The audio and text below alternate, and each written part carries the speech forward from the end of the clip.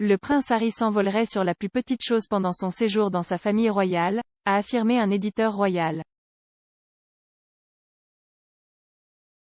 Le prince Harry, 38 ans, a démissionné de ses fonctions royales en mars 2020 pour une vie privée à Los Angeles avec sa femme, Meghan Markle, 40 ans.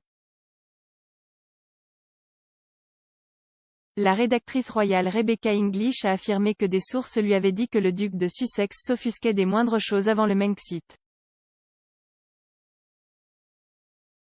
Elle a ajouté que probablement rien n'aurait pu être fait pour le rendre heureux.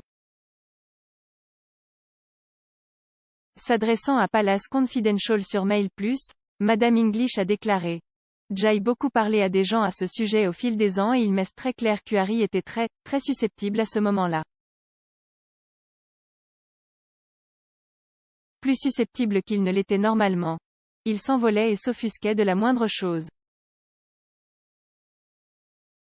Y a-t-il quelque chose qu'il aurait pu faire ou dire qui l'aura rendu heureux et la réponse est probablement pas.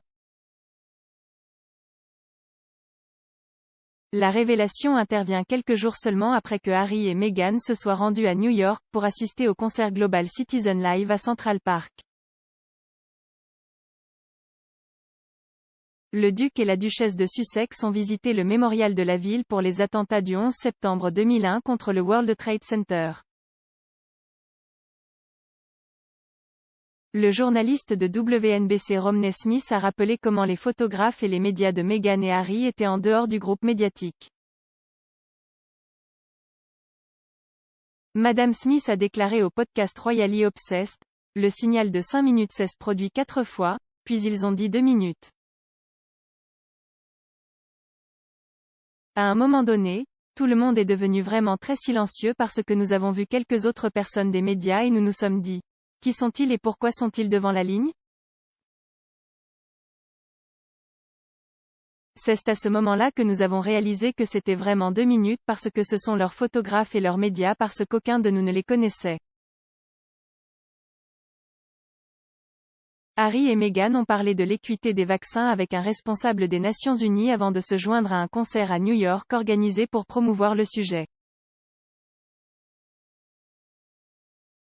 Le duc de Sussex doit retourner à New York pour remettre les premiers Intrepid Valor Awards à 5 militaires, anciens combattants et familles de militaires vivant avec les blessures invisibles de la guerre. Harry, qui vient d'effectuer un voyage dans la ville avec la duchesse de Sussex, sera de retour sur la côte et pour le gala Salute to Freedom à l'Intrepid Sea Airspace Museum le 10 novembre. L'événement, organisé à bord du porte-avions historique Intrepid, survient la veille du jour de l'armistice au Royaume-Uni, connu sous le nom de Journée des anciens combattants aux États-Unis.